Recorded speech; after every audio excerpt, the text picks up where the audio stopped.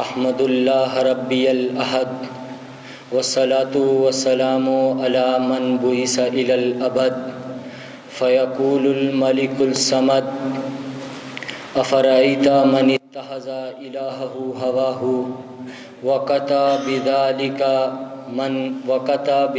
اہواہ من کابر وفسد. اما بعد، محبوب دو عالم کی الفت ہے بہت اچھی، مومن کے یہ دامن میں دولت ہے بہت اچھی، قرآن ہے بہت اچھا، سنت ہے بہت اچھی، پھر اس پہ چلے امت تو امت ہے بہت اچھی. آقا کی غلامی کا ہے شرف تمہیں حاصل، مدنی کی غلامی کا ہے شرف مجھے حاصل، اللہ کی قسم ہماری قسمت ہے بہت اچھی.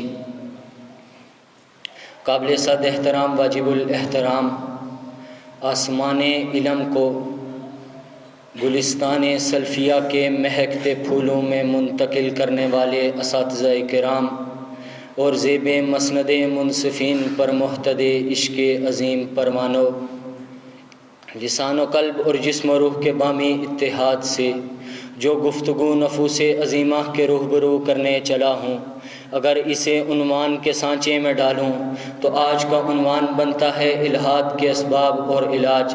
حضرات گرامی قدر، جب میں نے اپنے موضوع کی طرف نگاہ دوڑائی تو میں نے اپنے موضوع کے 3 حصے بنا دیے.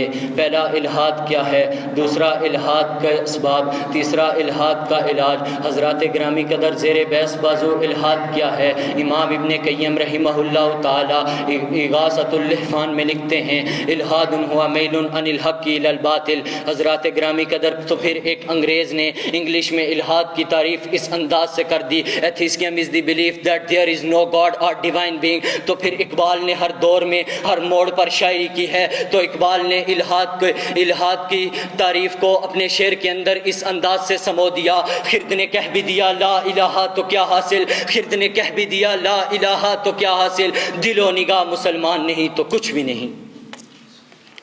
حضرات گرامی قدر، اس مختصر وقت کے اندر میں اپنے موضوع کے دوسرے پہلو کی طرف آنا چاہتا ہوں. الحاد کے اسباب بہت سارے بیان ہو سکتے ہیں، لیکن وقت کی قلت کو سامنے رکھتے ہوئے میں الحاد کے 5 بڑے اسباب بیان کروں گا. حضرات، الحاد کا پہلا بڑا سبب خواہشات کی پیروی. سورہ جاثیہ آیت نمبر 23 میں اللہ رب العزت نے ارشاد فرمایا افرأیت من اتخذ الہہ ہواہ. حضرات گرامی قدر، الحاد کا دوسرا بڑا سبب دنیاوی زندگی سے محبت ہے. سورہ روم آیت 7 میں فرمان الہی ہے یعلمون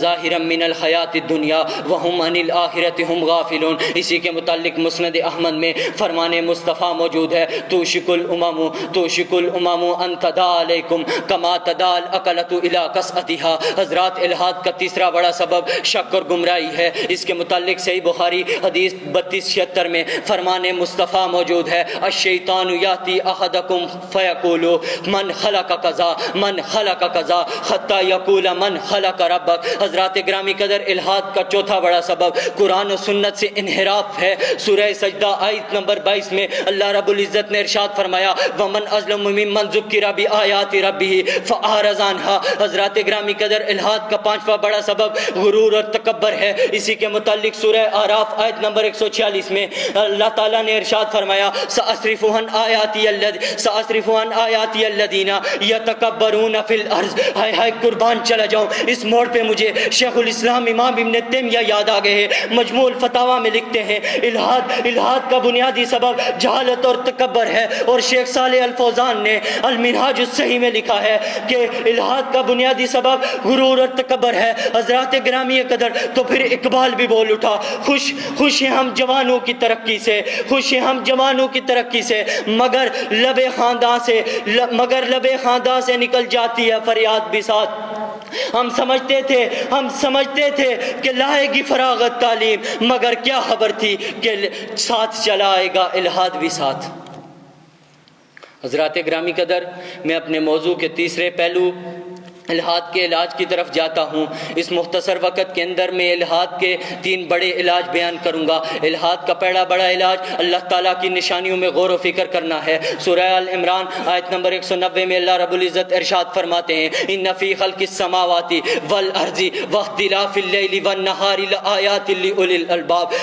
حضرات الحاد کا دوسرا بڑا علاج قرآن و سنت کو مضبوطی سے تھامے رکھنا اور ان کا مطالعہ کر کے تمام لوگوں کو اس کی طرف راغب کرنا ہے، جیسا کہ موطا امام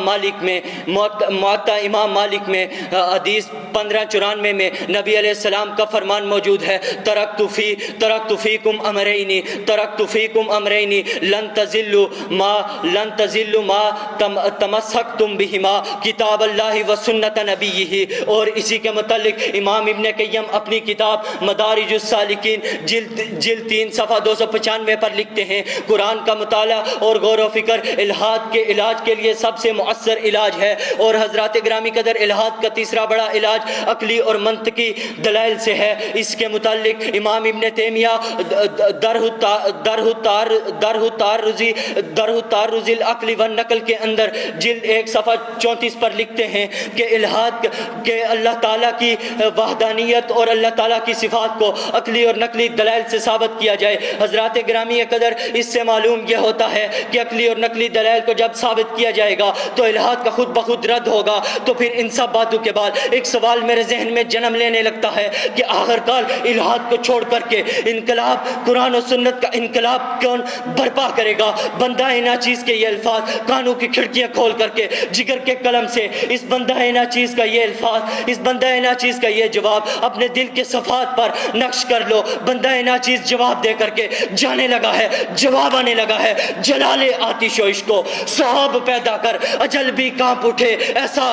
شباب پیدا کر۔ تو انقلاب قیامت کا انتظار نہ کر، تو انقلاب قیامت کا انتظار نہ کر، خود اٹھ میدان میں آ انقلاب پیدا کر۔ والسلام۔